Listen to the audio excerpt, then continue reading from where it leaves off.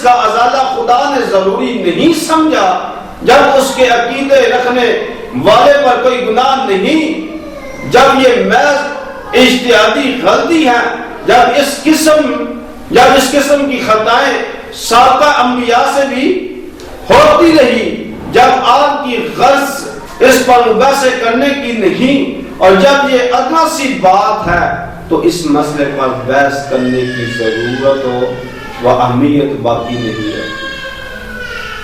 لہذا ہم سب سے پہلے مرزا کی سیرت و کردار پر بحث کریں گے، جو انتہائی اہم اور ضروری ہے۔ یقین کریں اس بات پر کہ یہ مرزا نے پتہ نہیں کون سی باتیں بنا کے گھر کے لوگوں کے سامنے اس نے پیش کی۔ تعین موضوع نہایت اہم اور گٹھن معاملہ ہے۔ مسلمان مناظر کی جو خواہش ہوتی ہے کہ سیرت مرزا کا موضوع طے کیا جائے، اور مرزائی مناظر کی یہ تمنا ہوتی ہے کہ حیات و وفات مسیح، اجرائی نبوت جیسے موضوعات میں وقت ضائع کیا جائے۔ اس لیے اس مرحلے میں ہمارے مناظر کی انتہائی سمجھداری سے کام لینا چاہیے۔ ہمارے مناظر کے اندر اتنی قوت ہونی چاہیے کہ وہ اپنا موضوع منوانے، اگر کسی صورت میں بھی مرزائی مناظر پر یہ موضوع نہ مانے تو پھر بے شک مناظر ہٹ جائے، اس سے مناظر کرنا بالکل اس کے سامنے۔ تیسرا درجہ یہ ہے کہ اگر ان کا ایک موضوع مانو تو اپنا بھی ایک موضوع منوا لو، اگر اس کے دو موضوع مانو تو پھر آپ نے بھی دو موضوع منوا لو۔ یعنی موضوع میں بتا دیتا ہوں آپ لوگوں کو، تو وہ موضوع ذہن کے اندر کو مرزا جب بھی مرزائی کے ساتھ کوئی بحث ہوئے تو وہ کہے گا، آپ کہیں گے میں نے آپ کے ساتھ بحث کرنی ہے، وہ کہے گا کہ بھائی میرے ساتھ بحث کرنی ہے تو آیات عیسیٰ پر کرو، آپ کہیں نہیں آیات عیسیٰ پر نہیں کرنی، میں نے بحث کرنی ہے سب سے پہلے سیرت مرزا غلام احمد قادیانی کی سیرت پر، دوسری میں نے بحث کرنی ہے بشیر الدین محمود کی سیرت پر۔ بس یہ دو موضوع پر اس کو سب سے پہلے میرے ساتھ بحث کریں، پھر آگے بات چلاتے ہیں۔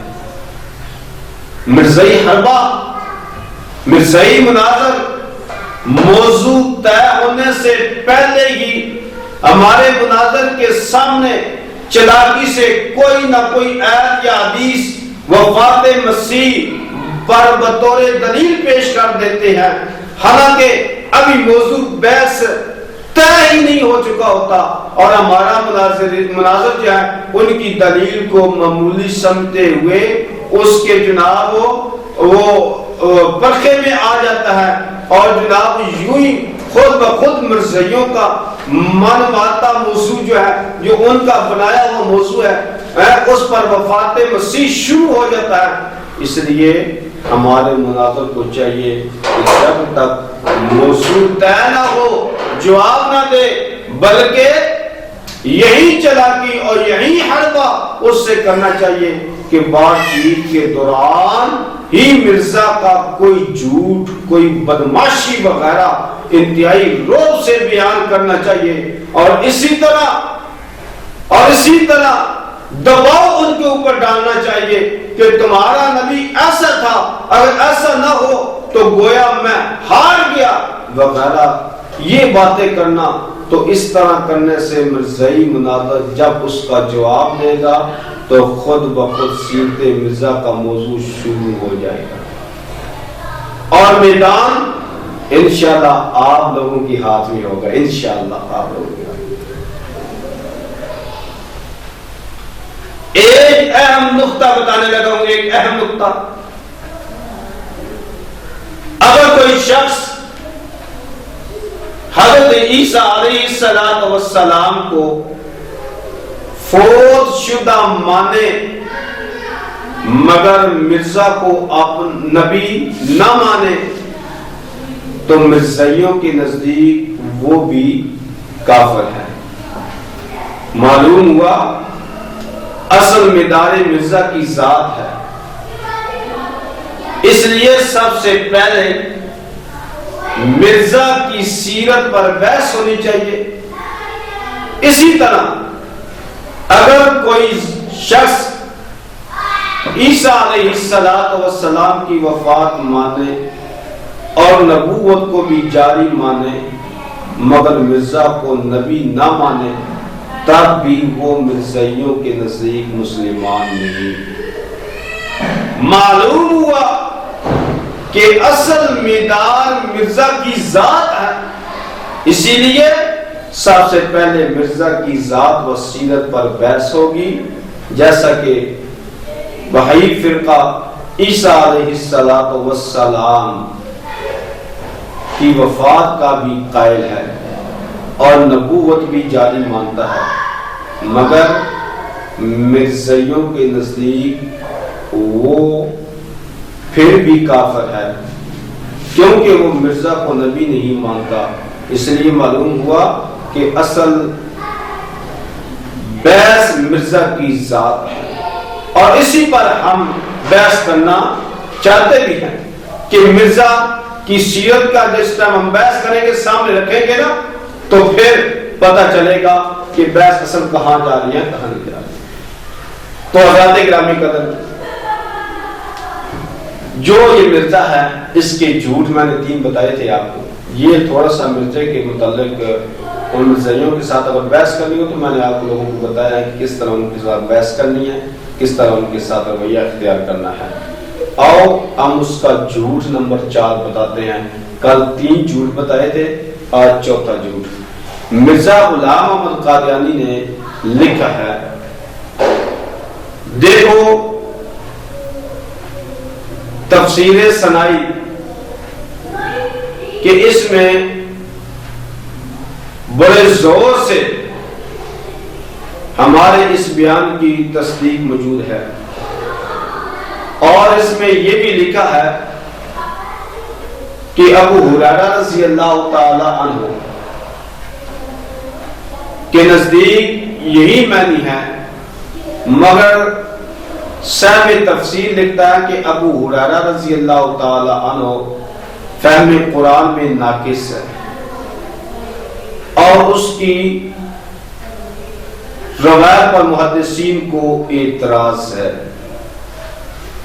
ابو ہریرہ رضی اللہ تعالیٰ عنہ میں نقل کرنے کا مادہ تھا اور درایت اور فہم سے بہت ہی کم حصہ رکھتا تھا، اور میں کہتا ہوں، مرزا کہتا اور میں کہتا ہوں، اٹھا لو مرزائیوں کی کتاب زمیمہ براہین احمدیہ حصہ 5 صفحہ 410، دوسرا نسخہ ان کی کتاب صفحہ 234، روحانی خزائن جلد 21 صفحہ نمبر 410۔ اور میں اس مرزے کی جو بات جھوٹ کہی ہوگی ابو ہریرہ رضی اللہ تعالیٰ کے متعلق، میں تھوڑا سا تبصرہ کر دیتا ہوں۔ سیدنا ابو ہریرہ رضی اللہ تعالیٰ کے بارے میں تفسیر سنائی میں یا تفسیر مزری، یہ میرے ہاتھ میں تفسیر مزری ہے، یہ میرے ہاتھ میں کتاب ہے، یا تفسیر مزری مولانا ثناء اللہ پانی پتی رحمہ اللہ، اس قسم کی کوئی بات ان میں لکھی ہوئی نہیں ہے، بالکل نہیں لکھی ہوئی۔ سیدنا ابو ہریرہ رضی اللہ تعالی عنہ روایت حدیث میں اعلیٰ درجے کے ثقہ، فہم قرآن کی زبردست مہر اور درایت میں عظیم الشان مرتبہ رکھتے تھے سیدنا ابو ہریرہ رضی اللہ تعالی۔ یہ مرزا کا سب سے بڑا جھوٹ ہے، اتنا بڑا جھوٹ ہو جی بلی نو آنکھیں اونٹ ہو، اتنا بڑا جھوٹ۔ اور جھوٹ نمبر 5، مرزا نے لکھا کہتا ہے کہ اور مجھے معلوم ہے کہ نبی پاک صلی اللہ علیہ وسلم نے فرمایا کہ جب کسی شہر میں وبا نازل ہو تو اس شہر کے لوگوں کو چاہیے کہ بلا کو توقف اس شہر کو چھوڑ دے، کہ نبی پاک اس شہر کو چھوڑ دے۔ اب ہمارے ملک میں بلکہ پوری دنیا میں وبا پھیلی ہوئی ہے، کرونا کیا، پوری دنیا چھوڑ کے کہاں چلے جائیں ہم بتاؤ؟ مرزا کہتا ہے جہاں جس شہر میں وبا بیماری آئی ہو نا، جس شہر میں یہ بیماری نبی پاک صلی اللہ علیہ وسلم اس شہر کو چھوڑ دو۔ ہم دنیا چھوڑ کے کہاں جائیں؟ کرونا آ گئی ہے، ہم کہاں جائیں؟ کہتا ہے پھر آگے مرزا کہتا ہے ورنہ اگر شہر نہیں چھوڑیں گے، بیماری شہر میں آگے شہر نہیں چھوڑیں گے تو خدا تعالیٰ سے لڑائی کرنے والے ٹھہریں گے۔ اٹھا لو مجموعہ اشتہارات، مرزے کی کتاب جلد دوم صفحہ نمبر 713۔ آؤ اس پر میں مختصر سا تبصرہ کر دوں۔ ایسی کوئی حدیث کتب احادیث میں قطعاً موجود یہ بات نہیں ہے جو یہ مرزا نے کی ہے کہ نبی پاک صلی اللہ علیہ وسلم نے یہ کہا۔ حدیث کی کسی کتاب میں یہ بات نہیں ہے کہ وبا نازل ہو تو شہر کے لوگ اس جگہ کو چھوڑ کر اس شہر کو چھوڑ دے ورنہ اللہ تعالیٰ سے لڑائی کرنے والے ٹھہریں گے۔ یہ کسی حدیث کی صحیح کتاب میں موجود بات نہیں، بلکہ اس کے سراسر بڑھ کر صحیح بخاری شریف کے اندر ایک حدیث موجود ہے، حدیث نمبر 5728، اور صحیح مسلم شریف کے اندر حدیث موجود ہے، حدیث نمبر 2218۔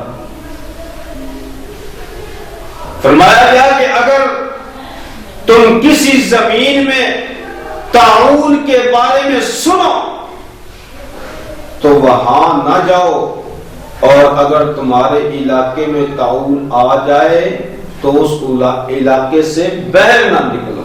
یہ حدیث کے الفاظ تو ہیں لیکن مرزا لامتی نے الفاظ ہی تبدیل کر دیے۔ تو حضرات گرامی قدر، آؤ مرزا کا چھٹا جھوٹ نمبر 6۔ ایسا ہی احادیث صحیحہ میں آیا تھا، یہ مرزا کہتا ہے ایسے ہی احادیث صحیحہ میں آیا تھا کہ وہ مسیح موعود صدی کے سر پر آئے گا اور وہ 14ویں صدی کا مجدد ہوگا۔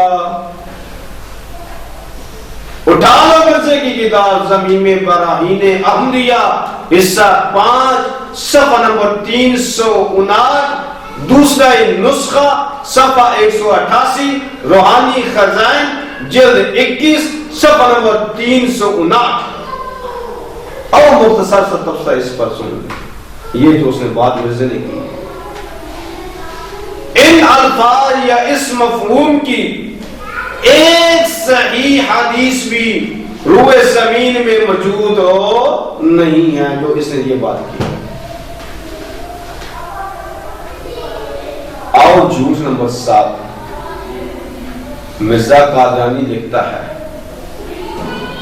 جھوٹ نمبر 7 کہتا ہے کہ وقد قال رسول اللہ فی آخر وصایاہ التی توفانی بعدها خذوا بکتاب اللہ۔ اٹھا لو حمامۃ البشرا صفحہ 55، روحانی خزائن جلد 7 صفحہ نمبر 252 صفحہ نمبر 253۔ تو حضرات گرامی قدر، اقوال لا توجد احادیث فی صحیح البخاری ولا فی صحیح مسلم مرزا نے درجہ بالا عربی عبارتیں لکھ کر کہا کہ یہ تمام حدیثیں صحیح بخاری صحیح مسلم میں موجود ہیں. حالانکہ یہ ساری حدیثیں جو مرزا نے یہ لکھی ہیں نا، یہ ساری حدیثیں صحیح بخاری صحیح مسلم میں موجود نہیں ہے، اور نہ کسی صحیح حدیث میں اس کا وجود ملتا ہے. پس مرزا نے رسول اللہ صلی اللہ علیہ وآلہ وسلم صحیح بخاری صحیح مسلم پر جھوٹ بولا ہے. آؤ مرزا کا جھوٹ نمبر 8. مرزا غلام احمد قادیانی نے لکھا ہے، میں وہی ہوں.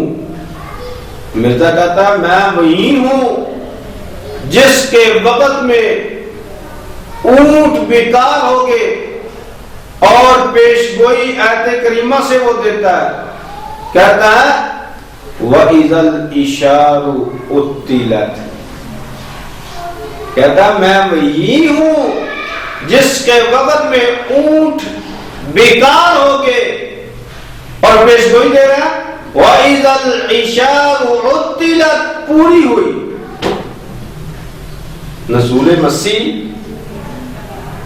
زمیمہ صفحہ نمبر 4، دوسرا نسخہ صفحہ نمبر 2، روحانی خزائن جلد 19 صفحہ نمبر 109. مرزا کی پیدائش سے لے کر موت اس کی آئی 1908. 1908 تک اونٹ بیکار نہیں ہوئے، اور مرزا کی موت سے لے کر آج 2020 تک اونٹ بیکار نہیں ہوئے، بلکہ اونٹوں پر سواری اور اونٹوں کا سلسلہ الحمدللہ جاری ہے. دیکھ رہے ہو اونٹ الحمدللہ لوگ سفر بھی کرتے ہیں اونٹوں پر، اونٹ کھاتے بھی ہیں. وہ کہتا ہے کہ اونٹ سارے کے سارے بیکار ہو گئے ہیں، لیکن الحمدللہ ٹھیک ہے اونٹ. یہ اس کا سب سے بڑا جھوٹ ہے مرزا. اور مرزا نے غلام قادیانی نے لکھا ہے جھوٹ نمبر 9. کہتا ہے کہ اونٹوں کے چھوڑے جانے اور نئی سواری کا استعمال اگرچہ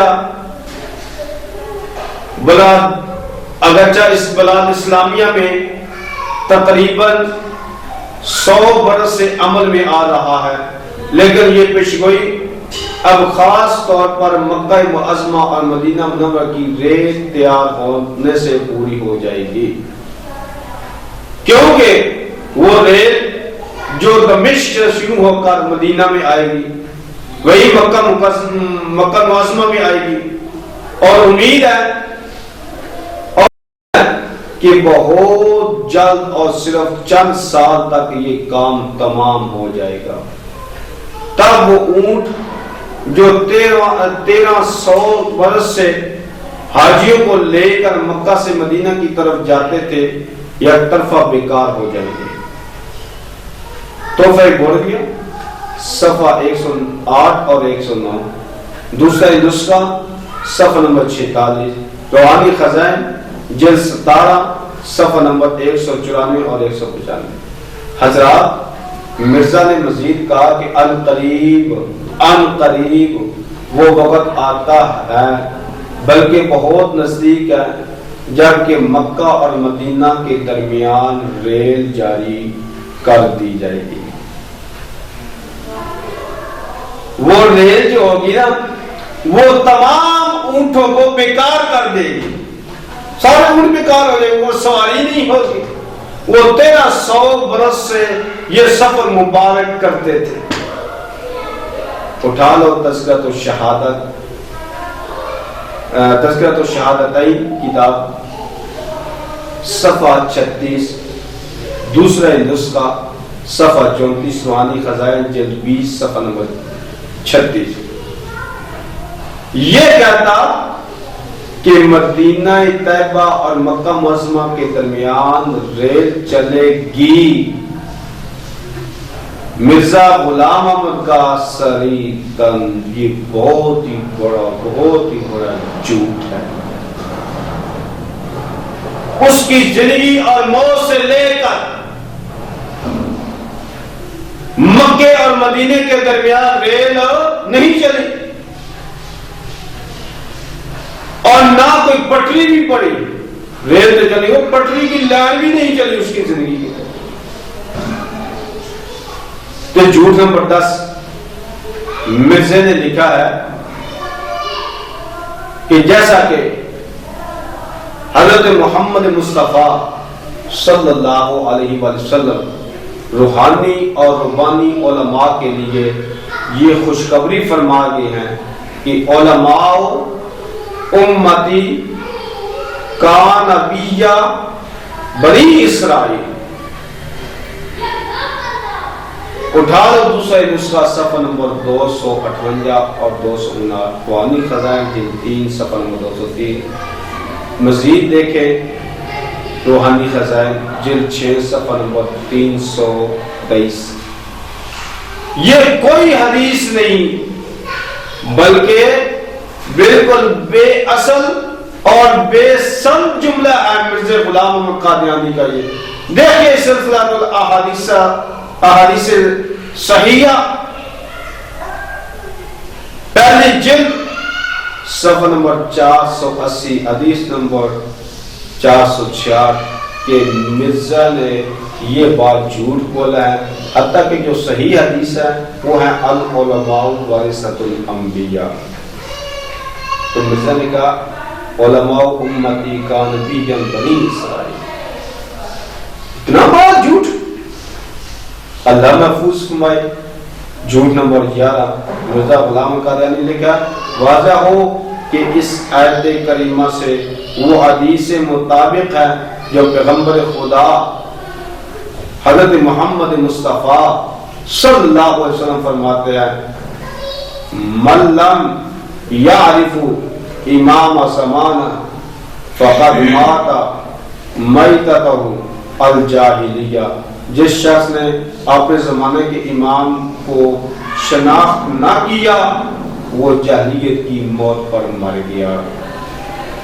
شہادت القرآن صفحہ 38، روحانی خزائن جلد 6 صفحہ نمبر 334۔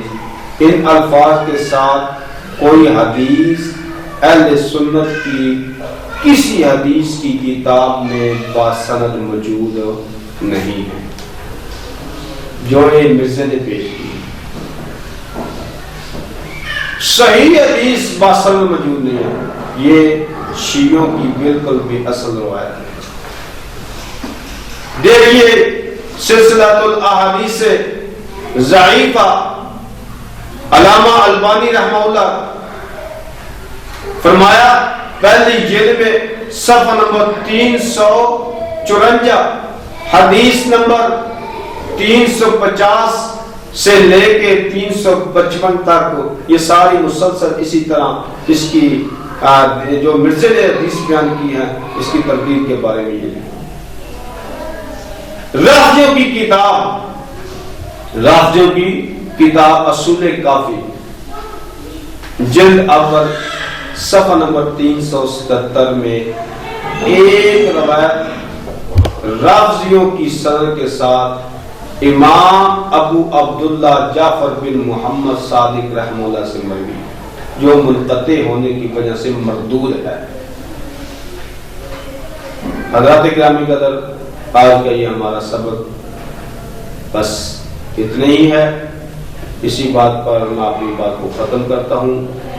تو جو دوست احباب یہ سبق ہمارے سنتے ہیں ان کو چاہیے کہ روزانہ کا اپنا خلاصہ پیش کریں، اور آخر میں ان لوگوں کو یہ میں بات بتا دینا چاہتا ہوں کہ اسی سبق میں جو ہم نے یہ باتیں نوٹ کی ہیں آپ لوگوں تک پہنچا رہے ہیں ختم نبوت کے متعلق، تو آپ لوگ دھیان کے ساتھ اس کو سننے کے بعد اور مجھ سے آپ نے بلکہ اللہ سے وعدہ کرے کہ اللہ ہم جتنا بھی یہ ختم نبوت کہ الحمدللہ ہم چوکیدار ہیں، پہرا دے رہے ہیں، اللہ جتنا ہو سکے ہم انشاءاللہ العزیز اس ختم نبوت کے متعلق آگے انشاءاللہ العزیز ہم بیان کریں گے، لوگوں تک پہنچائیں گے، اور اس مرزا بہمان کے بارے میں، اور آج کل ہماری حکومت بھی ماشاءاللہ